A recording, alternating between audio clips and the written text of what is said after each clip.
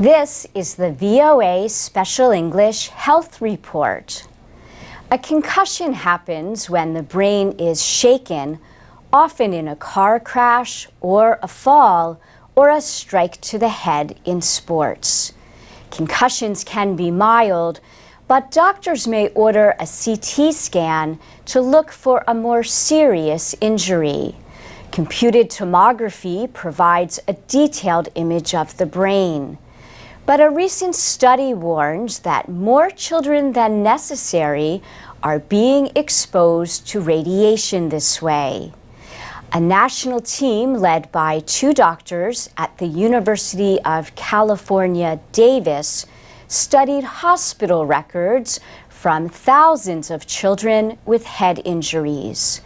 They found that in many cases, the risk of developing cancer from the radiation outweighed the risk of a serious brain injury.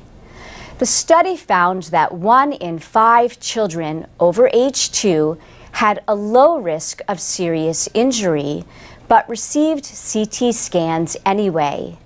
The same was true of almost 1 in 4 children under 2 years of age. The researchers have developed rules to predict if a head injury is serious enough for a scan. For children under 2, doctors are advised against it if there is normal mental activity, no swelling in the back of the head, no feeling of a broken bone in the skull, and no loss of consciousness for more than 5 seconds. Doctors should also consider how the child was injured and whether the parents say the child is acting normally.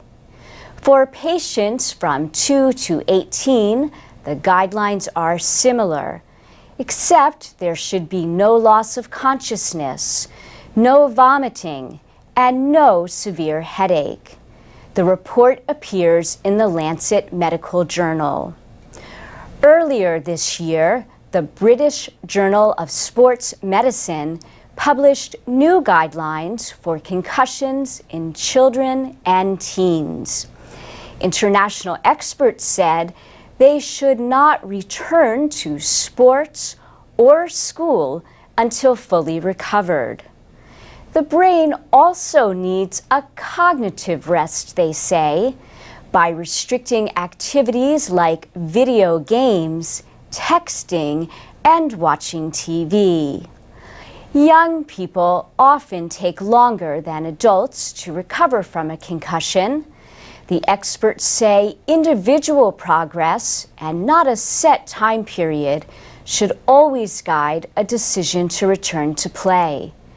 More than 1 million cases of concussion are reported each year in the United States alone. A congressional committee held a hearing in October to discuss legal issues related to head injuries in football. Recently, there have been concerns about players retired from the National Football League.